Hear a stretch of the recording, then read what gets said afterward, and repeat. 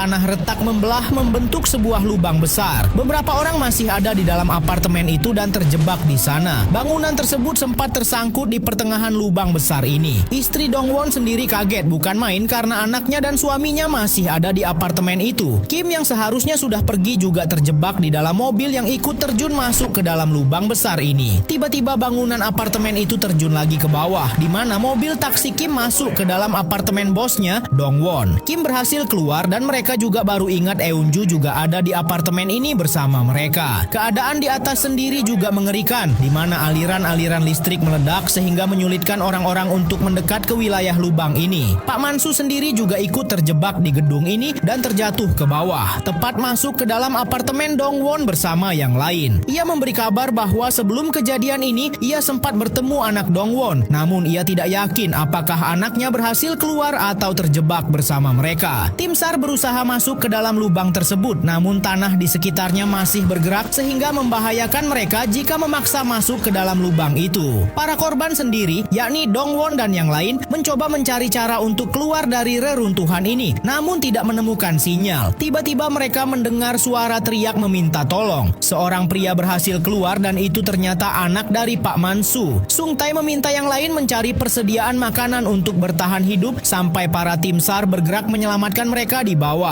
Kim sudah pasrah, kemungkinan mereka selamat kecil. Namun Dongwon marah dan optimis mereka akan selamat. Pak Mansu sendiri mencoba membuat api, namun tiba-tiba hujan mengguyurnya. Seorang ibu terlihat kepikiran karena anaknya sendirian terjebak di apartemen ini. Pak Mansu membuat makanan untuk mereka dengan bahan-bahan yang ada dan tidak disangka makanannya terlihat lezat. Kini semuanya hanya bisa menunggu bantuan datang. Tim SAR memutuskan menerbangkan drone mereka masuk ke dalam lubang. Tapi sayang, semakin ke bawah sinyalnya hilang dan drone tersebut jatuh masuk ke dalamnya. Sung Tae, anak Mansu yang berjaga, menemukan drone tersebut dan memanggil yang lain untuk memeriksa drone yang kehilangan sinyal itu. Namun tiba-tiba bangunan kembali bergerak masuk ke dalam dan nyaris menjatuhkan mereka. Kim terjebak dan nyaris jatuh. Untunglah Yunju segera bergerak cepat, melempar tali kepadanya agar Kim tidak terseret ke bawah. Namun ketika semuanya berusaha menolong Kim, tiba-tiba saja tali tersebut putus dan membuat Pak Mansu terjatuh ke dalam lumpur. Anaknya Sung Tae langsung terjun ke bawah menyelamatkan sang ayah. Dongwon langsung bergerak mencari kemana lumpur itu mengalir dan memecahkan kaca kamar mandi agar Pak Mansu dan anaknya tidak tenggelam ke dalam lumpur. Tiba-tiba drone milik tim SAR mendapatkan sinyal lagi dan drone itu bergerak naik ke atas. Mereka memeriksa rekaman dalam drone dan melihat Dongwon bersama anak buahnya selamat membuat istrinya lega.